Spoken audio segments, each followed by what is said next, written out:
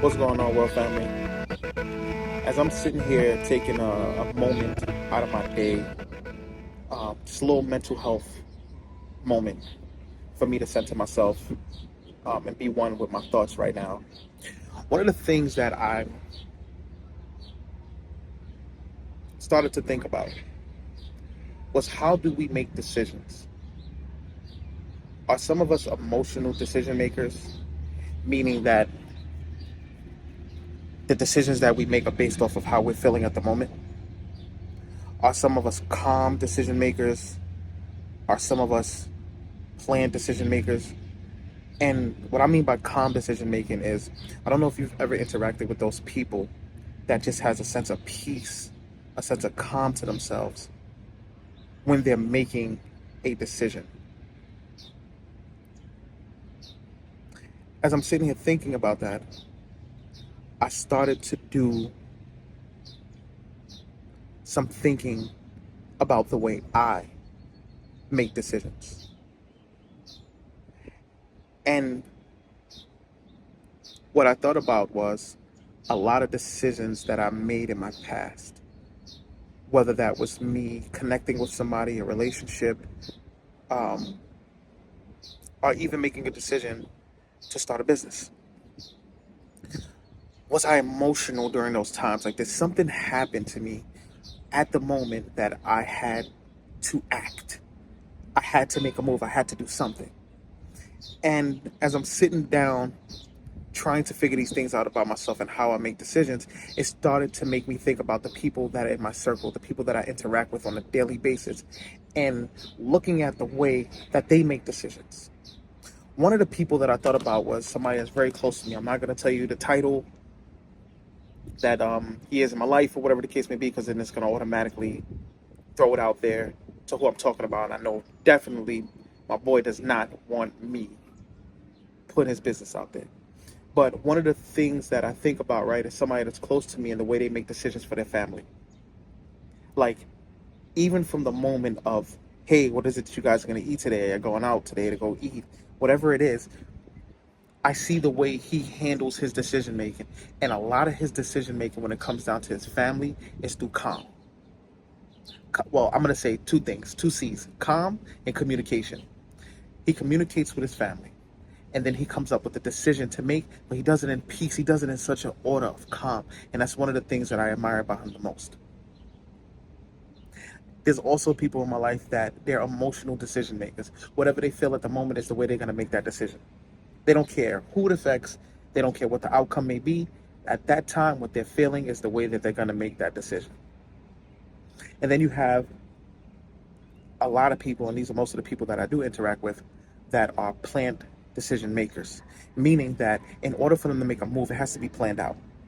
They think about what it is that they want to do. They sit down, pen and paper, whatever it is, and they plan out step by step how it is that they want to reach that goal. I fall a lot into that. I would say I'm half emotional when I make decisions, because sometimes, even when it comes down to videos that I put out daily, some of those videos that I make, something happened in the moment that sparked that energy. And there's nothing wrong with that. And I do want to throw that out there just to let people know the type of decision maker that you are. I'm not saying that it's wrong. Whatever works for you, works for you. I'm just going over different experiences or different interactions that I had and things that I noticed when it came down to people making decisions. And that's what made me bounce that back to me, where I wanted to more so analyze my decision making and how I do it. But I think I'm half when it comes down to emotional. I think a lot of my creative side comes from the emotional side, comes from the side where I'm able to make these decisions faster. And the great thing about it is, maybe I've had luck, but everything has turned out amazing based off of some of my emotional decisions. I feel like I need to go in a little further with that, because I don't want anybody to get it misconstrued based off of what I'm saying. I'm not saying to go out there and make huge, big life decisions based off of emotion the way you feel. I'm not saying that just because you went to the dealership that day, you see that car that you're just so emotional about, that you love, that you go ahead and you make that purchase. And you know, right now, financially, that's not the right thing to do. It's not what I'm saying at all. All I'm saying is for you to sit down, take an analysis of yourself, and figure out how you're making the decisions that you're making.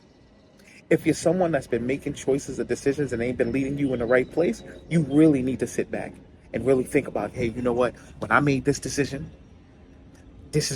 like I was in this state of a mindset. But I think it's important for us to know, because now that I know that I'm a half emotional, I didn't get to the other half yet, a half emotional thinker, I can handle myself accordingly. Sometimes I'll make videos and they'll come out so good, but because I did it off emotions, I feel bad that I made it. I feel like I'm not really going to give the world what I really want to give them because I just did this off of emotion. But I'm also a planned decision maker as well. I find comfort in planning things out. I find comfort in me sitting back and saying, hey, you know what? I want to reach this goal, or I want to make this purchase, and plan out the steps on how I'm going to get to that goal or that purchase. And I think sometimes with that, if a lot of us slow down and sit down and really write out the steps that we want to go through, we'll be a little bit more successful when it comes down to our goal. Because one thing I've also learned is that we always have to have a sense of control. No matter what, as human beings, it's just naturally installed in us. We have to have a sense of control. We have to feel like we have some type of control in the direction that our life is going in. So think about that. If we got to have a sense of control, why not be prepared by planning? Say that one more time. Why not be prepared by planning? The reason why I identified with the planning part is because every time I have a speaking event, every time somebody asks me to come out to speak, or even if I have to do a presentation, I always plan it out. Okay, first, this is what I'm going to do. Second, this is what I'm going to do. Third, this is what I'm going to do. I want the outcome to be this. Every plan has to have an outcome. If you just plan and there's no outcomes, I don't know what to tell you. But I find myself, although with the emotional part, when I'm making videos and things of that nature in that realm, comes out great. But when I plan, I feel like I'm a lot more calmer because I already know what to expect. I already know what to get because I took the time to plan. So, world family, I wanted to share this with you. I'm going to do a lot more of these videos and all that other stuff. But I definitely wanted to share that with you. And I want to challenge you a little bit. I want to challenge you today, right after you see this video, to sit back for 5 minutes. Find a quiet spot where you could just be by yourself. I don't know if that's the bathroom. Go sit by the water. Go to a park, wherever you got to do in your car. But I want you to sit back. If you're really serious about the work, if you're really serious about changing your mindset, if you're really serious about transformation, if you're really serious about being better, after this video, I want you to sit somewhere for 5 minutes in your thoughts. And I want you to think about all the decisions, or the majority of the decisions that you have made within the last 2 months. And think about your state of mindset when you made those decisions. Think about what sparked that decision. What made you say, hey, you know what, this is the decision. This is the way I'm going to go. I want you to sit in that. Once you sit in it and you think about it and things of that nature, I want you to ask yourself this question. Am I an emotional decision maker? Am I a planning decision maker? Because once you get these things in order, then you'll know what direction you want to go in. It's the same thing with relationships. Some of y'all jump into relationships and y'all are just going based off of the looks or whatever a person is putting out there that you think that you can benefit from it, that you think that would be beneficial to your life. But never did you plan and say, hey, you know what, these are the boundaries that I want to have in my relationship. This is what I need from a person if they're going to be in a relationship with me. Some of y'all have a master's degree and might say, hey, I'm not dating anybody that don't have a master's degree. But you got to plan out what it is that you want. You can't just be free falling and free diving into things. Try to figure out what it is that you want. Plan it out. Because it feels better and it gives you a sense of calm. Until next time, world family, do the work. I love you.